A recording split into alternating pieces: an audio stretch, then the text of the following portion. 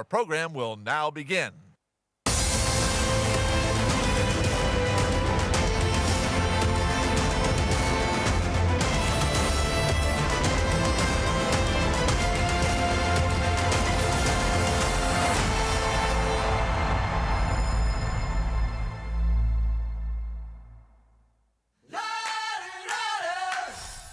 It begins with a bold idea. Some start on the grassroots level. Others grow to huge events. Marathons, triathlons, and other competitions are no longer for the elite.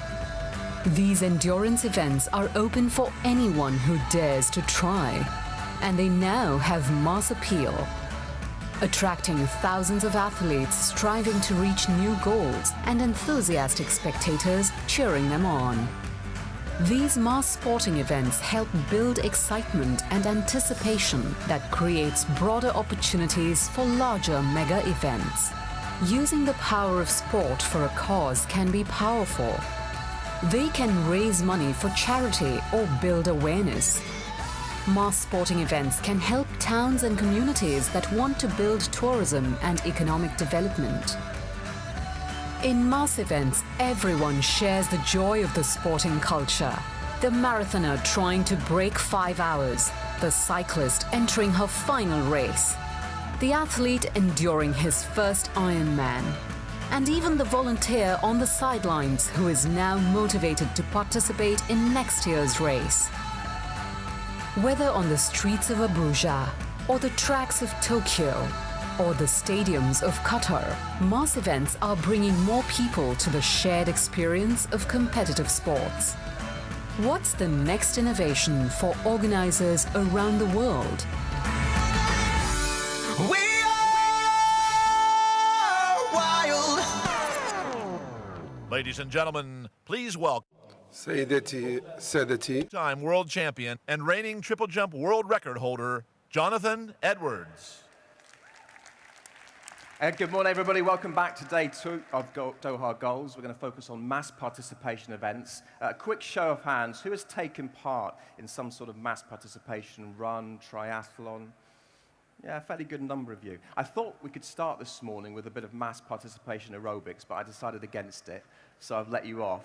But back in 1981, it was a very big year in Britain because the London Marathon started and the Great North Run started. And everybody wondered whether this would catch on or not, but it certainly did. And just this year at the Great North Run, we celebrated the 1 millionth finisher in that race. So there's no sign of this craze, if you like, for mass participation abating. Let me introduce the panel for you. I think you're going to be very instructive on this. First of all, an old friend of mine, Simon CLEGG. He's now the Chief Operating Officer at Baku, but he was the chef de mission for all of my 4 Olympic Games. Marije, DEUTEKOM, I hope I said that right, former rower and professor at the University of Amsterdam, looking particularly at the para sports.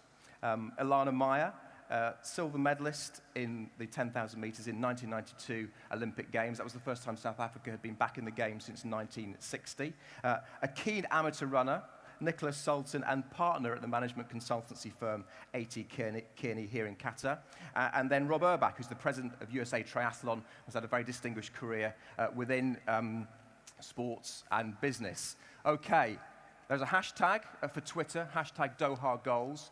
Please post your comments, your questions, and towards the end of this session, there'll be a chance for you to ask questions of the panel on this. Elana, let me start with you, because mass participation started with running, really. Are you amazed at the way it has caught on?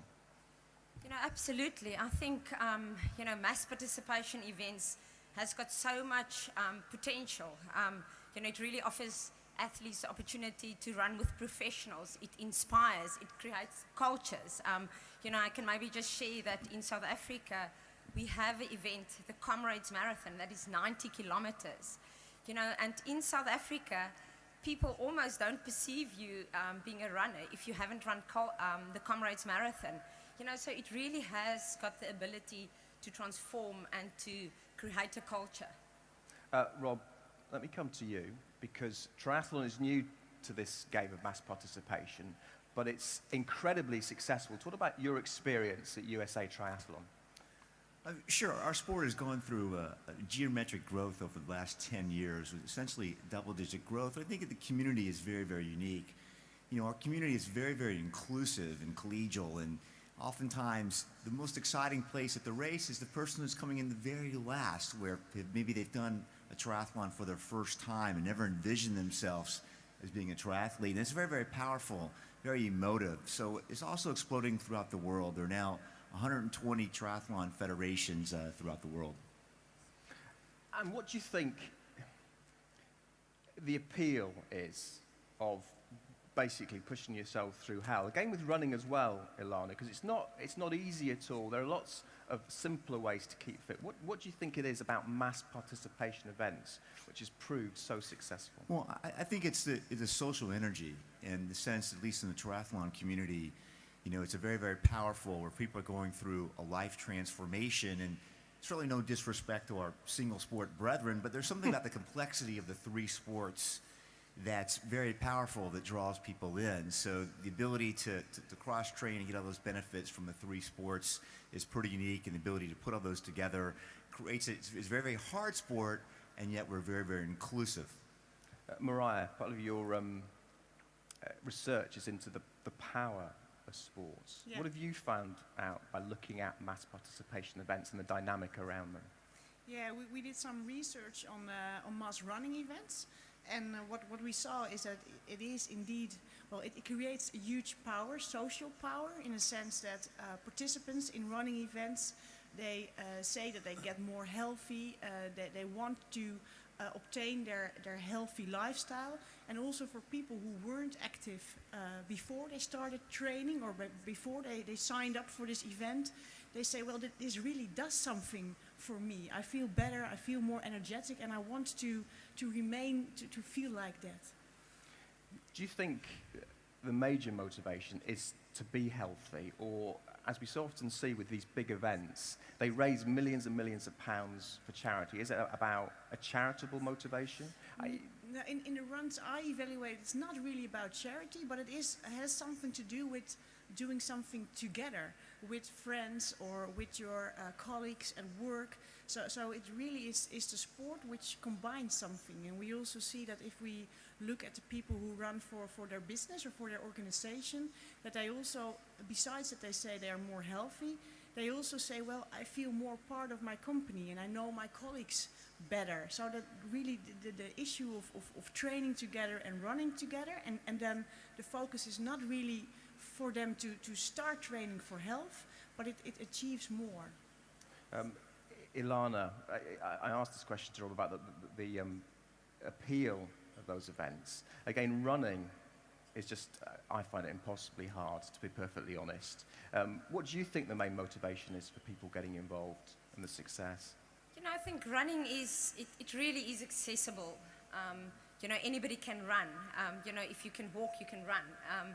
You know, and most of these mass participation events, you know, it really offers the opportunity. It doesn't matter how fast you go, but it is overcoming the challenge of taking up, you know, a distance and completing the distance. So it really is a very personal challenge. And I think, you know, that is also why myself and Francois Pinard, that was yesterday up, you know, on one of the photos, you know, one of South African legends, you know, receiving the World Cup, you know, with Mandela in the early 90s, when we just united as a new nation. You know, we took hands earlier this year to relaunch the Cape Town Marathon, you know, but also built into the DNA of the event a peace component, you know, so it really stretched across many boundaries. It's not only about, you know, it's not only about running, it's inspiring, it is building social capital, you know, it's so much more than a running event. You talk about inspiration, and obviously one of the big aspects of these mass participation events is having the elite runners at the front, and then the masses, as we call them, behind, the amateur runners. And I just wonder how much of an inspiration the elite runners are, because they're almost like a different category of human being. Elana, when you were running a 2:25 marathon, or you see the incredible triathletes, Rob, doing what they're doing, the amateur experience is so far away from it. Could that be double-edged? Anybody, go ahead. Well, Well, I think the unique thing is, I've run a marathon, as an elite athlete, and it really is a fulfilling, a sense of fulfillment when you, as an athlete, as a competitor, finish the race. But, then I've also done it as a charity runner, and crossing the finish line, you also have that same sense of achievement, fulfillment, and especially, attaching it with a charity, you also bring a lot of purpose to the event. Well, I think the courses are the same. So the amateur athlete, the age grouper, is participating on really the exact same challenge and course. It just takes them a little bit longer. But the sense of fulfillment could be the same. I think, again, it's really powerful to see the elites engage and cheer on the age groupers in the back of the packers. I think it's a very, very powerful thing when the elites come back and do support and continue to draw more participation. Well, Nicolas, we'll talk about the economics of mass participation events, because that's your expertise, but you've taken part in runs here in Qatar just recently. As an amateur runner, do you find what the elites do inspiring? Does it have any impact on what you do as an amateur athlete? Yeah, I don't think I'm running faster, but no. Well, I think we discussed this backstage, right? Yes, definitely. This is sports. As a mass sport event, you practice with the elite, right? So if you are a participant, you're a runner, you're an amateur, but you're also a fan. So it's also an opportunity to practice your sport with the elite. And I think this is very specific to mass sport events. Marije, you just want to come in? Yeah, I think we also have to be careful because especially if we want to motivate people who are not active at all and who do not sport at all, the role model, the elite athletes, they're so far away. There's such a big gap between the inactive people and the elite athletes that sometimes it may be even something like, oh, well, that's so far away or so fast, I will never achieve that. So sometimes I think for people who are active and are sporty, I think it can help. But to motivate the real inactive people, to motivate the role models can just have the opposite effect. So a bit of a difference of opinion on the panel. If you've got a view on that, hashtag Doha Goals, it would be great to know whether you think the elite runners or competitors in triathlon are hugely inspirational, or whether actually it's irrelevant to your participation. Simon, we were both involved with London 2012, and it was a debate that we had, I think, about how you would take an elite sporting event and use it to inspire the general population. What would your take be on this? Well, I've been lucky enough and privileged enough to spend my entire career in high-performance sport. Really, high-performance sport and grassroots sport are not mutually exclusive. One thrives and feeds off the other. You need elite sport, you need role models for sport, you need role models for society, which top-level athletes are as well. And this can be an inspirational factor in terms of motivating people to take up sport and to push themselves, because it is about setting personal goals. These mass participation events are about people setting individual goals that are achievable. But I think that in terms of mass participation and grassroots, we need these people to come into the sport, because without people entering the sport at a young age, you actually end up with no high-performance sport. So they're not mutually exclusive. One feeds off the other. And in London, whilst the whole focus was around the Olympic Games and staging the Olympic Games, as you said, the big question mark was, that's fantastic for the 10,000 athletes that are going to come from all over the world to London. But actually, how do we use the staging of the Games to inspire a nation? And certainly taking it out to the regions, whether it was the torch relay, whether it was our Nations and Regions program, it did touch parts of the whole of the country that the London Olympics wouldn't otherwise have touched. So I do think that this whole issue about mass participation is critically important to not only feeding the elite system, but also to the well-being of the individual and the well-being of the nation. Let's get on to who these events attract. And Marije, we talked a little bit beforehand about the demographic of mass participation events, which generally isn't young, and it's generally for people who are more well off, isn't it? Yeah, I think so. The average age, at least what we see, is about 35 years old of participants. and an equal distribution of men and women, at least in the running events. And mainly the participants are indeed pretty good off seen financially. So it's the events we evaluated, they do not really attract the people who we would really like to get in action. And I think that's also one of the goals we could share with Doha Goals, to see how we can really inspire the people who are not active and need action and activity the most. And in my studies and at my university, we also try to see what the role, for instance, of technology, all kinds of apps and other new devices is in order to get those people into action. And maybe also we can see what kind of events are they are they shorter, or are they more social, or do you combine music with it? I don't know yet, but we want to see how we can attract this new market. And Rob, I guess it's even more difficult in triathlon because suddenly you bring in 3 events and you've got to spend a lot of money on a nice bike. Yeah, absolutely. Certainly our sport is gears towards more the upper demographics. However, we believe that in the underserved communities, that we're lowering the barriers of entry from not just from a financial barrier, but from the psychological barriers, the physiological barriers can certainly be lowered. And the first component is learning how to swim. So there's a number of initiatives, certainly folks in communities that don't have access to swimming lessons or pools or proper ways for swim training.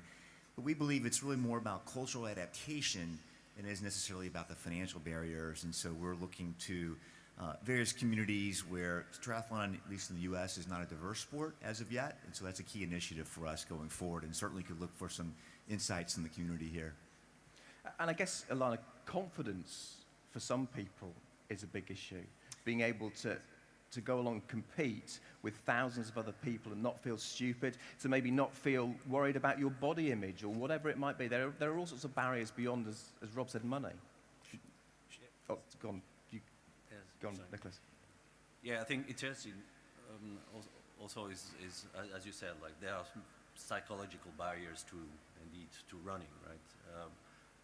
But if you look at different formats, we're talking about Ironman, right? I mean, this is really the elite, right, and the most challenging competition. But you have anything from 1K to whatever, 50K, you mentioned 90K, right? So they have a lot of variety of formats for running. So, I mean, if you lower a bit the barrier 1K, I think this is affordable for many people.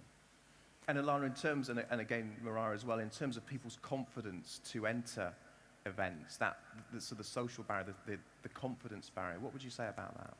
You know, I think there's a huge opportunity, you know, and many events are doing that, you know, to introduce a coach for, you know, for somebody that wants to run their first marathon, you know, and that already gives you, you know, if you follow this coaching program, you know, you are really well prepared to run a marathon, you know, and I think with all the technology, there's so much more opportunities now to really activate into a much larger community, you know, and to give people the confidence that, you know, just follow this step by step and you will be ready for the, you know, for the distance that you're attempting.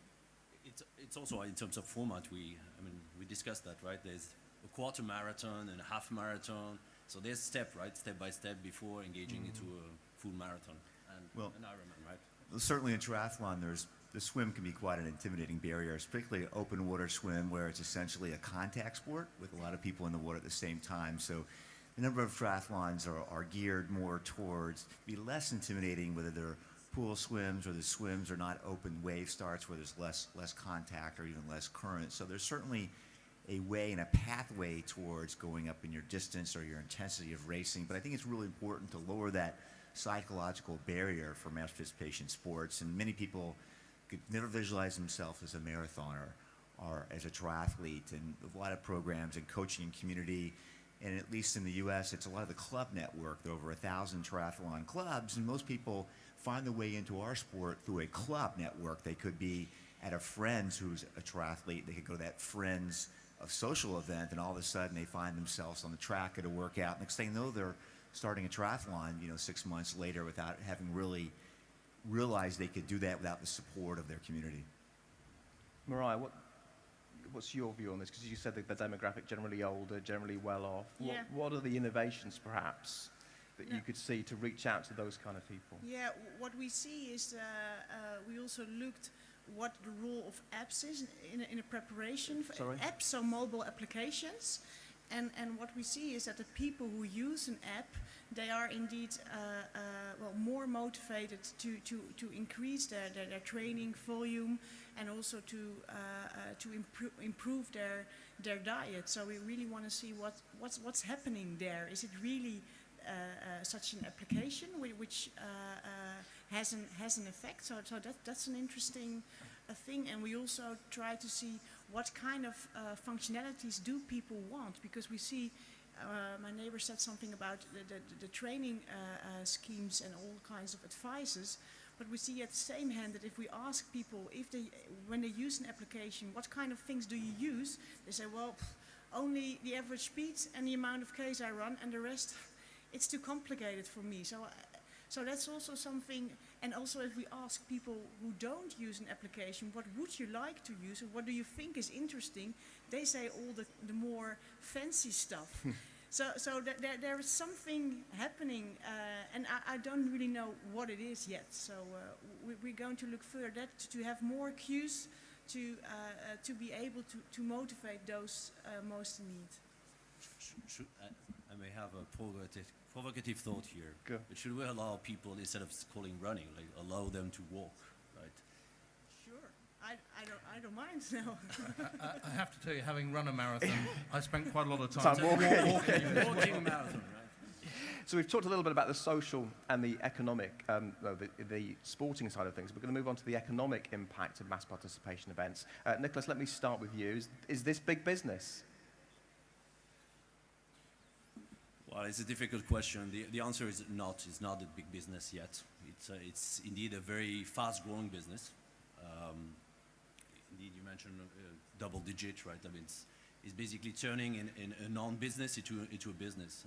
And if you look at the economics, indeed, in the US, for instance, marathon doubled, right? The revenue of marathon doubled over the last 5 years. So it's very impressive. It's high double-digit growth. Yes, so indeed, it's a fast-growing business. I mean, we'll be talking about psychological barriers. There's also somehow economical barriers, right, to do these sports. If you, if you want to run a marathon or an Ironman, I mean, you need to. It's not only the participation fees, but it's also like travel cost, right?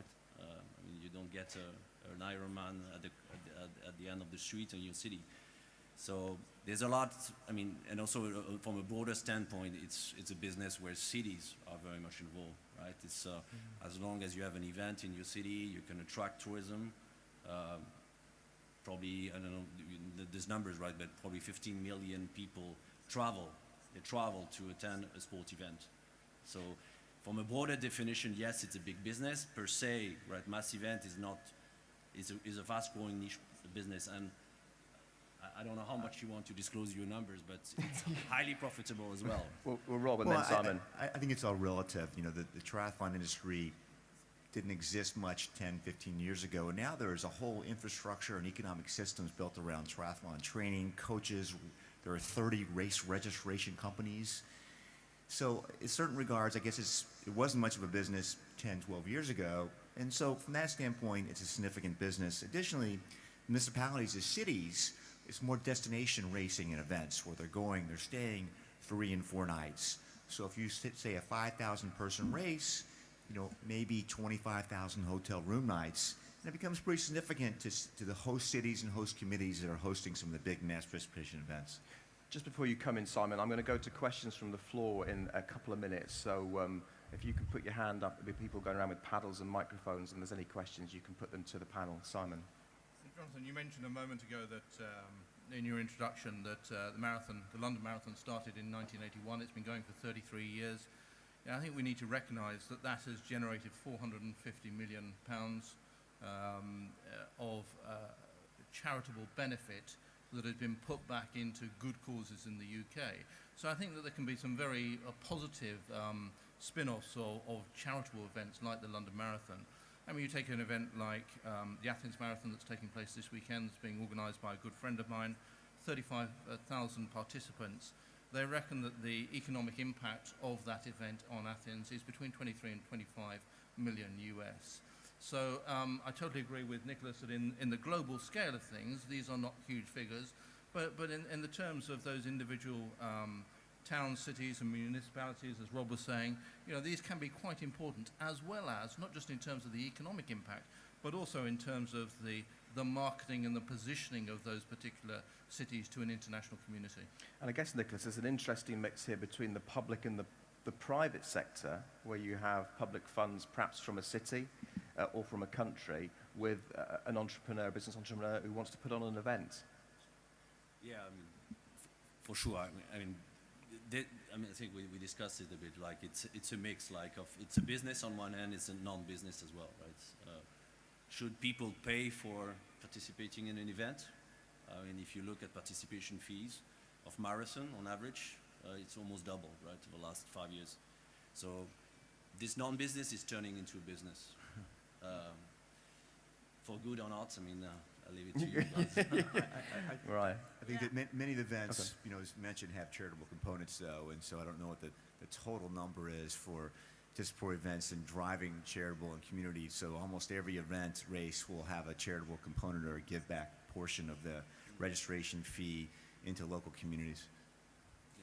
And I think it would also be interesting if we want to say something about the economic impact of an event, not to only look at the direct economic effects, but also if we see indeed that an event can lead to a structural sport participation, that's also an increase of a huge health benefit, and in the end probably also an economic benefit. And I think that's something where we should also look at if we say something or look at economic impact of events. It's interesting, there's a lot of economic modelling now which is happening in the UK and I'm sure across the world about the impact of well-being and a kind of a happiness factor almost, which should be factored in, I guess. Well, I think that that mass participation sports certainly play a big role in lowering the world's healthcare burden.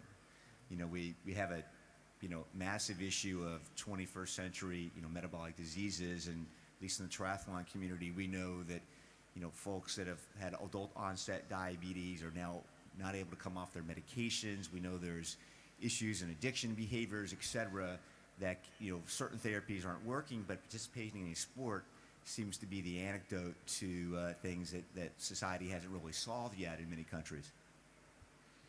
Questions from the floor? There's a couple over there. Whoever's got the microphone and the paddle. And if you could make your questions just sharp and to the point, that would be great. Thank you very much. I'm Farhad Ehsan from Pakistan. My point is that apart from marathon or like this, we can even promote different sports. Like one sportsman who plays multi-sports, like Usain Bolt, he plays as an athlete. He's play cricket, football, so that we can attract many sportsmen, or we can attract many people from all around the world, so that they can be motivated to participate in all the events, and that would be very great. How do you think so? Do you have anything to say about that? So I guess the question is about the diversity of events that are put on. I mean, I'm not quite sure how it would work for cricket or football, but I guess this is part of the innovation, Simon. I think the key to mass participation events is keeping it simple and keeping it available to the masses. I think triathlon has done incredibly well to move what was a phenomena based around individuals running to take into account the other two disciplines. And generally speaking, people have access to water and can learn to swim, and generally speaking, and this is a gross generalization, people can have access to a bicycle. I think the challenge is where to next. Certainly in the UK, we've seen these unbelievable mud events, ultra running events, people running through fire, running into mud pits and the likes. This used to be restricted to people in the military, but now people seem to pay to put themselves through that degree of pain. Where this goes to in terms of other sports, in terms of mass participation, where you need specific equipment to participate in it, or specific courts or facilities, I think is the challenge. There was another question just along over there as well. Hi, Andy Brussman with Alchemy Global in the US. Question for Rob. Can you talk about some of the growing pains that your industry is facing in the States, and would love to hear, elsewhere as well, and how you're dealing with some of those growing pains? Sure, I think one of the issues is challenging to stage triathlons, where it requires significant more cost for controlling a road and closing down a road with municipal cost. I don't know how in Hyde Park, I think they closed down 62 bus routes to close down the course there. I'm not sure how that works, but at least around the country, it's very, very difficult to stage racing more and more with municipalities certainly in need of additional funding. So it becomes, from the production side, it becomes very expensive. And so we're looking for various opportunities to reduce those costs for race producers at various venues where the cost of production is lower, so that the fees the participants pay can also be reasonable and lowered. Yeah, we had all sorts of fun and games, didn't we, with London 2012 and road closures, Simon? Yes. Yeah. Question at the back there, lad in the blue top, I think. That was loads of questions.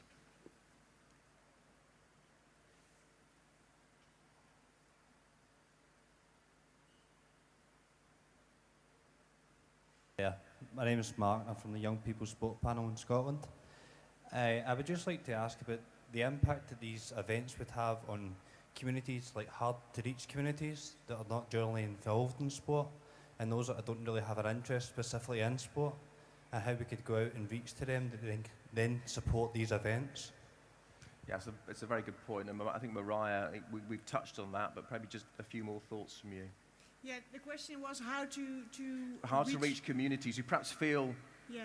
Completely disassociated from general society. How do you engage them? I think, well, that's also loud thinking, and that we, if we think about role models and people motivating, that we should look for people close by, like who is your friend and he did it, like how did he did it, so why don't you? So try not to make this huge gap with stating this elite athletes, but trying to make it very close by and see that it's possible. I think that would be one of the ways, and also to try to really understand what people think about sports and about health, and not try to think about our opinion. I mean, we all love sports here, but there are many people who don't love sports, and to get into their minds and what they think and not what we think. Yeah, and I think that's a good point to finish. We're out of time. It's mass participation events, incredibly successful by all sorts of measures, but still a long way to go in reaching people who perhaps aren't attracted by them. Please show your appreciation for our panel. They've been outstanding. Thank you for your questions.